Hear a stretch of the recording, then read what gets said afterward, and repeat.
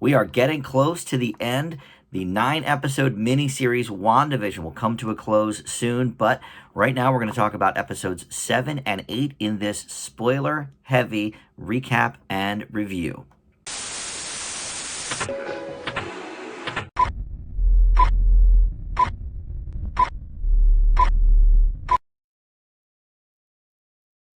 Hey everybody, Dan here, and this is Dan Reviews. Welcome to my channel. If you are new around here, I'd love it if you would consider hitting that subscribe button below and maybe even the little bell next to it so you can get notifications of all of my review videos. We talk about a lot of things on this channel, TV and movies mostly, but sometimes some food sneaks in there and other things as well. But today, we're going to be talking about WandaVision episodes 7 and 8, just one away now from the finale. And like I said up top, this will contain a lot of spoilers. We're going to go basically, scene by scene through these episodes. So we are talking spoilers if you have not seen them yet. So let's start with episode 7. This is called Breaking the Fourth Wall. And this is really the final one in the sort of Westview sitcom universe. This takes a Modern Family motif. We've had just about every decade going through. 80s and 90s were sort of lumped into one decade. But now we have the Modern Family motif, not only with the characters talking to the camera a la Modern Family or The Office, very popular trope for the 2010s, but also the theme song has shades of not only Modern Family, but The Office, and strangely enough, happy endings as well, which is one of my favorite shows of the 2010s. It only lasted 3 years, but kind of a cult hit, and I think some of the producers, I think, of WandaVision have something to do with happy endings. I didn't really look into it, but I feel like there's got to be some connection, because a happy ending is certainly not popular enough to sustain its own riff here on WandaVision when they're really tackling the big guys here, Brady Bunch, Family Ties, Dick Van Dyke, that sort of thing. But anyway, so Wanda at first sort of explains to the camera what happened at the end of the last episode, and in terms of the Modern Family universe, this is the Dunphy house that they're really showcasing here. She's sort of playing the Julie Bowen role. And by the way, I'm not sure if this has been really talked about enough, certainly on my channel. I've mentioned it here or there, but Elizabeth Olsen really is nailing these sitcom actresses' mannerisms and the look and all of that. And I think this is actually one of the best ones here. When she does her basically Julie Bowen impression, if you will. But I think it's very loving, and she's really tapped into a lot of these people, going back to, Mary Tyler Moore and Elizabeth Montgomery in the first couple of episodes of WandaVision. But anyway, so the kids run up to Wanda's room, and their controllers are sort of freaking out. First, we see them turn into an Atari console, and then Uno cards. And then Wanda goes to the kitchen to get some milk, and her almond milk changes to vitamin D milk, to an old school bottle, and that sort of thing. So a lot of interesting sort of things there. We're realizing, okay, well, things obviously are, as always, not what they seem, but the eras now are getting sort of convoluted with each other as well. So Sword is saying they no longer get the signal on the show that they've been watching, but everybody pretty much is inside the Westview bubble anyway. There's some Sword people we see outside that we'll talk about later, but Darcy and Hayward, they're all inside now the bubble that was expanded at the end of episode 6. So Vision wakes up sort of at the circus place that Wanda created, and Darcy does not recognize him from last night. So well, I guess we'll get more to that later, but he ends up doing the Vision tap on her, so she was back to her old self, not her Westview self.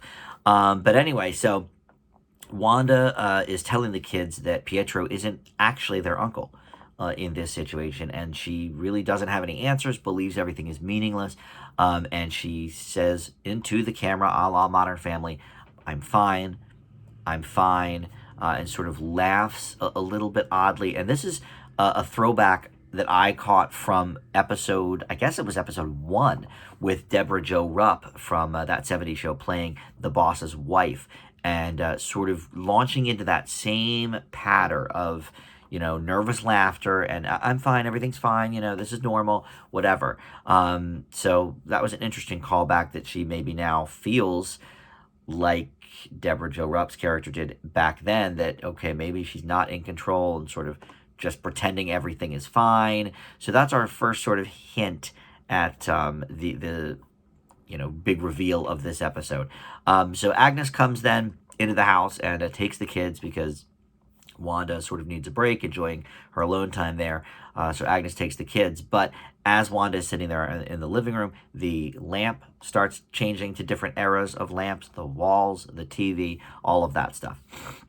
So at this point, we finally see Jimmy Woo and Monica, who have made it through the shifting of the force field. So they're not actually in the Hex, the Westview world at this moment. They're driving here, and he's sort of scrolling through his phone, looking at Darcy's discoveries from the night before. Hayward apparently was not decommissioning Vision. He's the one who was trying to bring him back to life, and couldn't do it until Wanda actually came along. So Jimmy and Monica meet some other Sword members to get a space rover to try and break through the wall that way.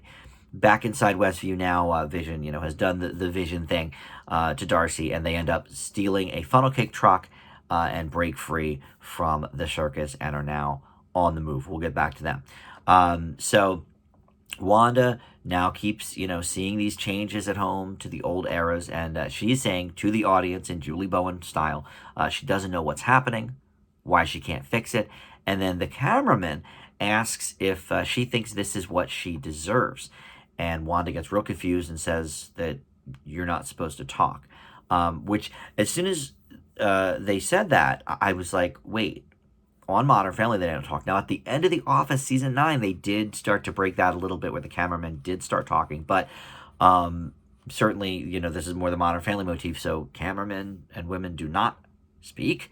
It's just Julie Bowen or whoever talking into the camera. So then we have a commercial break for Nexus antidepressant drugs. Okay, now, this is the biggest commercial reveal yet. There's some fan theories floating around out there about the other commercials having to do, because there's been 5 so far, because the one episode wasn't actually a sitcom within the show. It was just Sword figuring out about the sitcom. So it was 1, 2, 3, 5, and 6. So that's 5 episodes so far. And each one could sort of be intrinsically linked to one of the Infinity Stones from the Avengers. So there's like a little splotch of red here, like for example, the paper towel ad that they did, they had like a little red splotch on the table. So that could stand for one of the Infinity Stones. So, okay, there's some theories out there about what these other commercials have meant. I've just sort of picked up on, that watch is from Hydra Corp, whatever.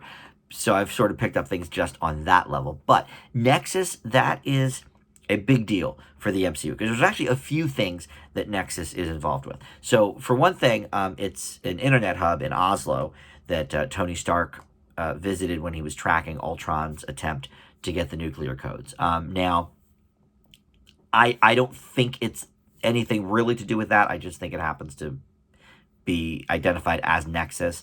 I think it's more this nexus of all realities. Now, I researched this a little bit because I knew Nexus had to be something more than just the Tony Stark thing. It didn't really fit in with what they're doing on WandaVision. So here's what I know about this. So this first appeared in 1972 in Marvel Comics Fear number 11.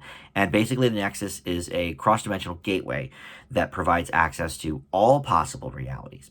And it's a place where all realities of the multiverse intersect. And Wanda herself is often referred to as a Nexus being because she is a multiversal anchor who is serving to protect everybody from threats outside the reality. And the ad even says Nexus works to anchor you back to your reality.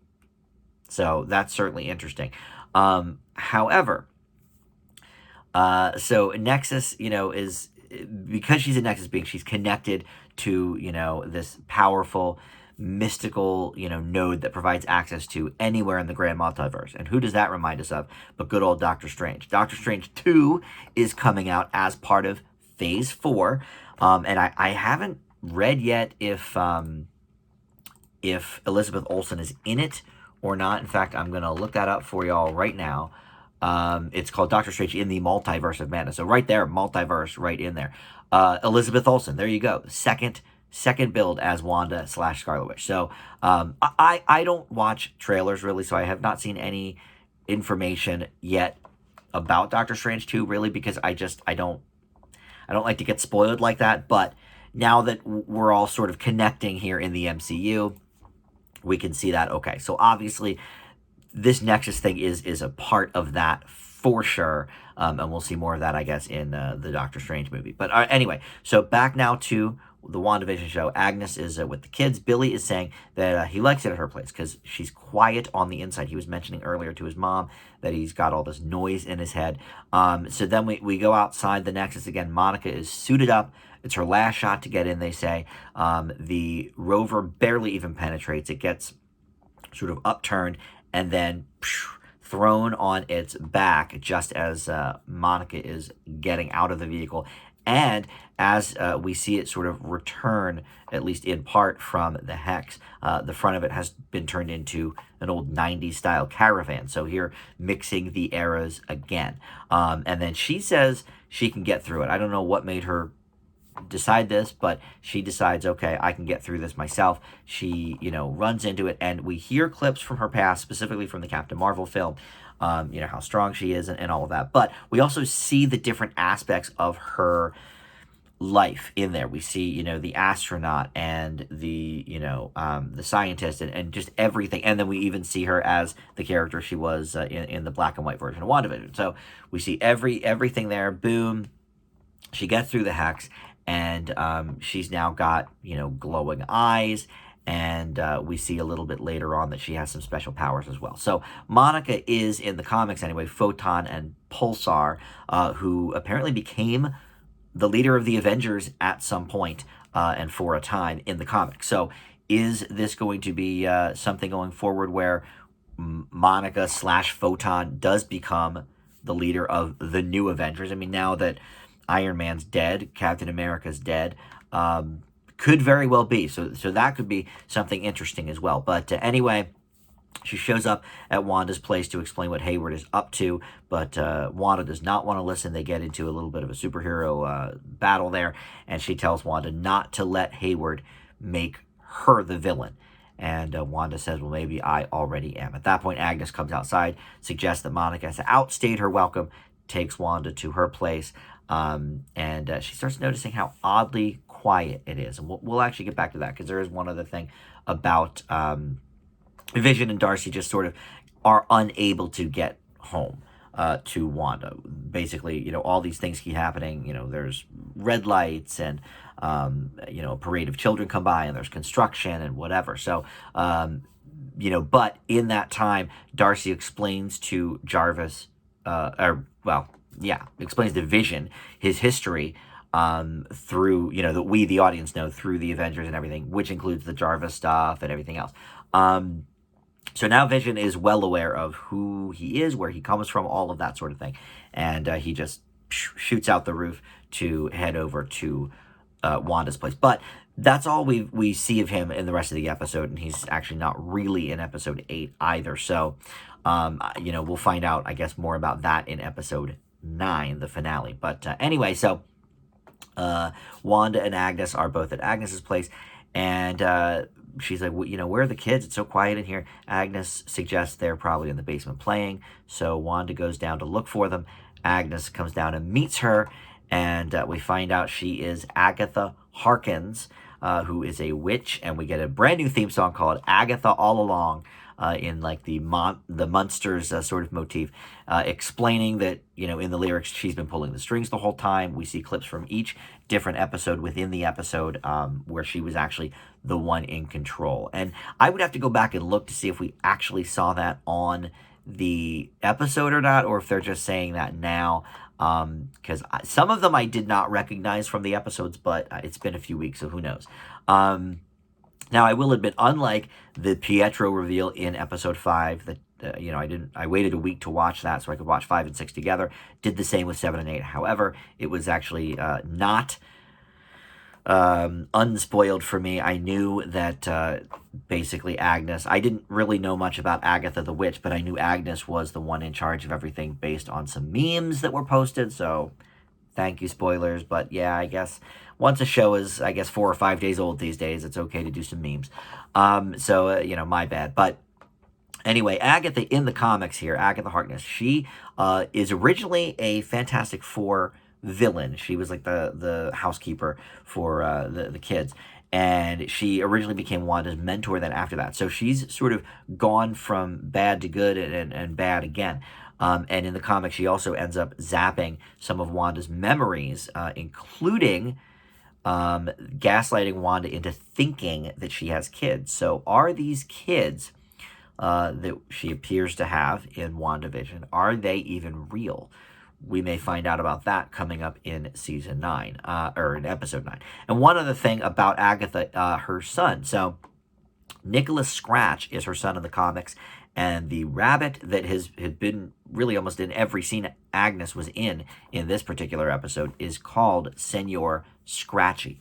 Nicholas Scratch, Senor Scratchy. So the idea here is that the rabbit is somehow her son. She turned, not somehow, she turned him into the rabbit. But why? We don't know that yet, but Nicholas Scratch is a big-time villain in the comics, so it's certainly very possible that, maybe it was a punishment from his mother because, she's obviously going back and forth on being good and bad. Maybe in one of her stints of being good, she turned him into a rabbit to, sort of punish him for being overly bad. I don't know. And we also see, this is interesting too, we also see the Darkhold book in the basement. This leads into Doctor Strange, the sequel as well, because the Darkhold book, which we saw basically a wall of in the first Doctor Strange movie, and one was missing, and they never really explained that or anything, so could certainly be a part of that. And then this is also the first episode where we see a mid-credits sequence. And the reason for this, I think, is because, of course, MCU is known for doing their mid and end credit sequences. Why haven't we had one yet on Marvel's first TV show? It seems like a no-brainer. And I think we were all kind of waiting for that, right? My interpretation is because this episode theme is Modern Family, the 2010s, etc. The Marvel end credits and mid credits sequences, that stuff didn't really start taking off until the late 2000s, in like 2008, I think Iron Man came out, and that and forward. So really, this is when it would make sense to have a mid-credit sequence the most, because certainly in the 50s, 60s, they would not have had one. So that's my theory on that. But anyway, the mid-credit sequence has Monica lurking around Agatha's house, breaking into the storm door, and then Pietro shows up and says, Snooper's gonna snoop. And this is, of course, the Pietro we saw in episode 5 and 6. But we also see a shadow inside the house, sort of at the door, looking out at Monica trying to break in. It's subtle, but it's definitely there. And the MCU, look, they don't do anything accidentally, so that certainly isn't, like a cameraman that they missed or something. So somebody was in the house, but we kind of know that, or at least we think we know, that at that very point in time, Agatha is down in the basement with Wanda. So I don't think it's her. I don't know who it is, but we'll see. And we also see, I thought this was odd, a Connecticut license plate on Agnes's car as Monica's coming up to the house. Well, Westview's in New Jersey, not Connecticut. But what happens in Connecticut? Well, back in the day, Connecticut, Massachusetts, all the New England areas were doing the witch trials. And turns out that's where we start in episode 8, actually. So there you go, really leading right into the next. So episode 8, there's actually not too much detail to go into because it's a very streamlined episode in the sense that we don't see a lot of ancillary characters. Jimmy Woo's not in it. Darcy's in it. Monica's not even in it. And Vision is barely in it. We see mostly Wanda and Agatha. and there's some nods to the past, but for the most part, this is a very, very straightforward episode. The sitcom trope here is dropped completely. Episodes 8 and 9, I assume 9, will also not have the trope, but sitcoms still play a very heavy role here, which I will explain. But we start in Salem in the I wrote 63, but that's got to be what, 1763, 1663, maybe before that. But anyway, Agatha is at a witch trial, admitting to be a witch. They attempt to kill her, but she's too powerful and ends up draining them instead.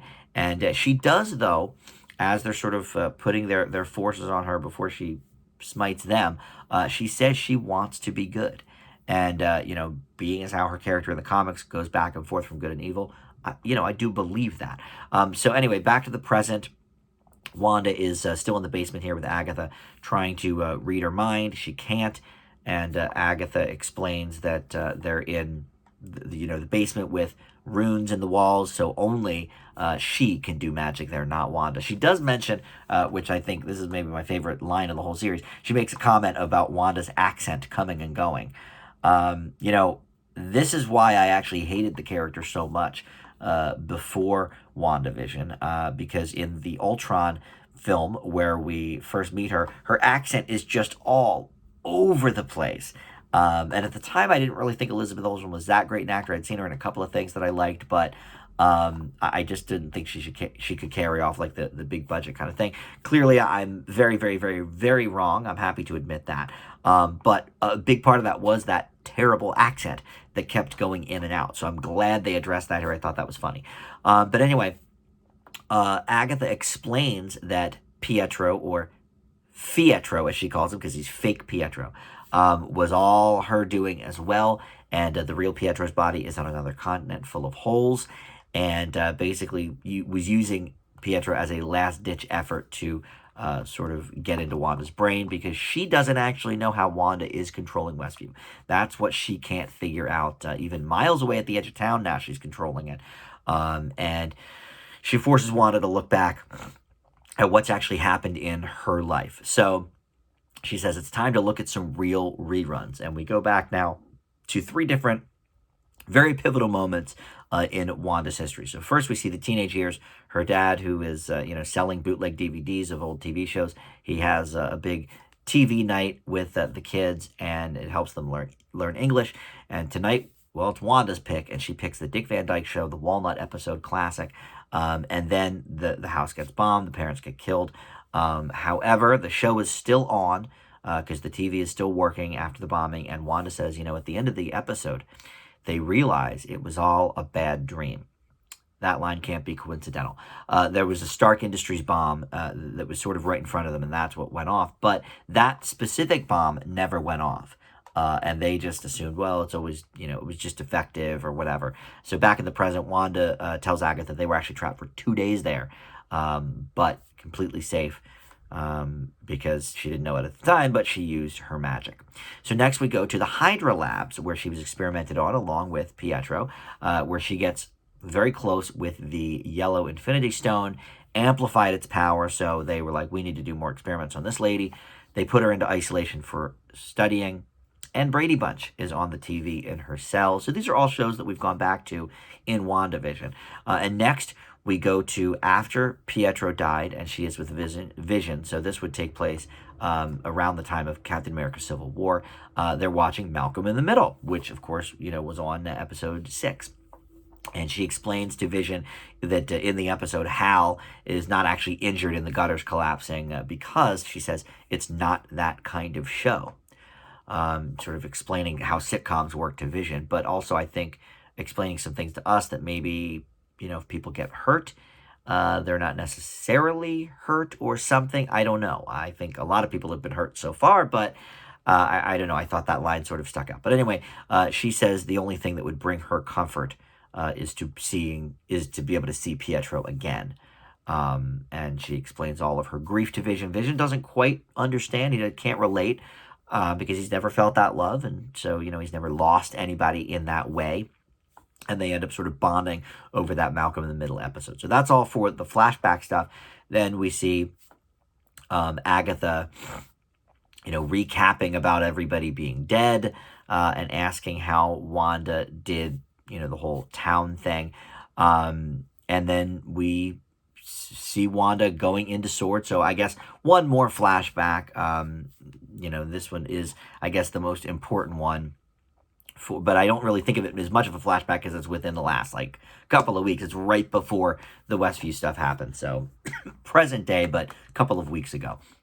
Wanda goes into Sword, and the receptionist lets her in as commanded by somebody upstairs, as we find out is Hayward. She goes to him, but doesn't even know who he is. She has no clue. But he takes her to where they're working on Vision's dismembered and unplugged body. He explains that they're, taking apart the most sentient weapon they've ever had. And she's like, I just want to bury him. I don't want to bring him back to life. Da da da da da. Because he puts the idea in her head that maybe she can bring him back to life. From the look on her face, it seemed like she hadn't even considered that. But he tells Wanda she cannot walk out with $3 billion just to bury it in the ground. So she busts the window where they're standing, goes down to the floor, and starts, working her powers, but she says that she can't feel him. So she gets in her car, and we see a letter there on the passenger seat that turns out is a property deed from Vision for a house that they could grow old in. So she drives to the town, Westview, where we see a lot of people from the sitcom world of Westview that we've seen previously, some of the different characters as they were before the Hex took over and everything. And she goes to the empty plot of land that Vision has picked out.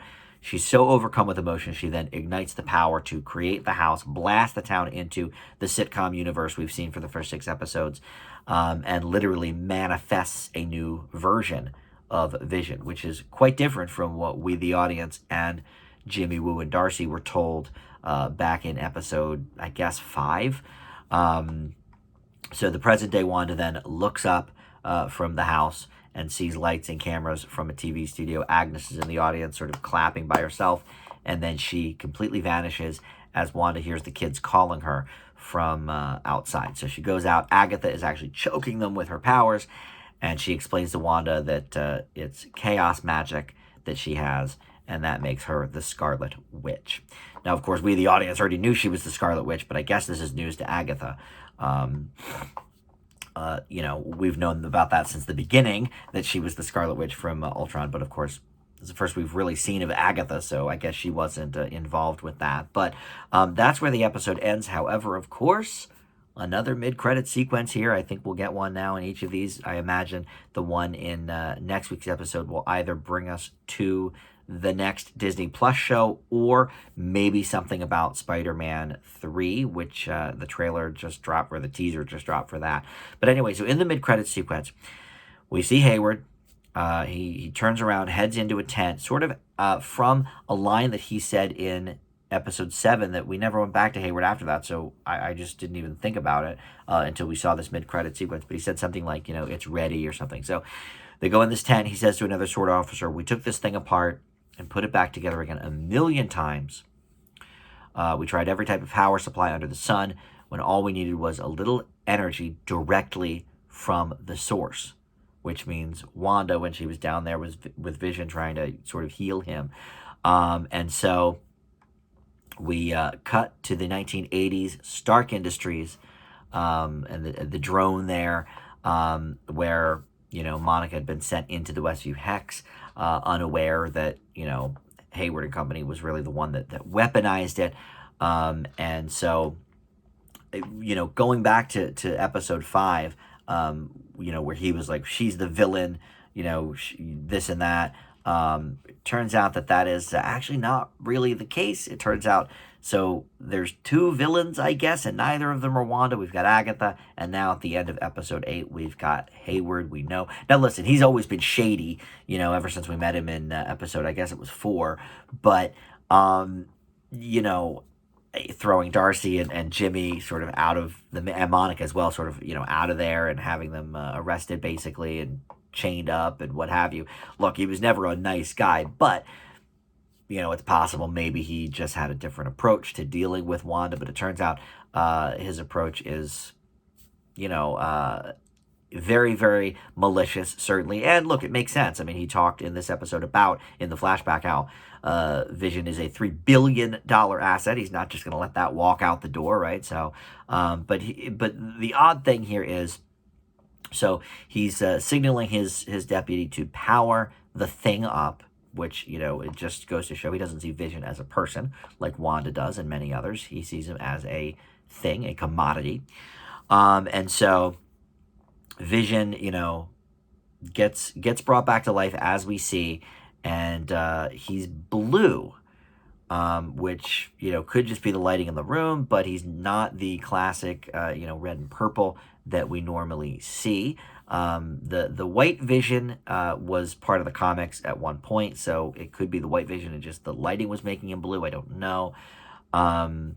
But obviously we know now that the closed captioned TV footage, or closed circuit TV footage, was basically, doctored by Hayward to make it look to everybody at Sword that Wanda was the villain, when obviously that's not the case. So as we go into episode 9, we've got 2 villains on our hands. Still a lot of questions. I don't know if Wanda's kids are real or a figment of creation from Agatha. We don't know that, because that is what she did in the comics, but did she do it here? Not sure.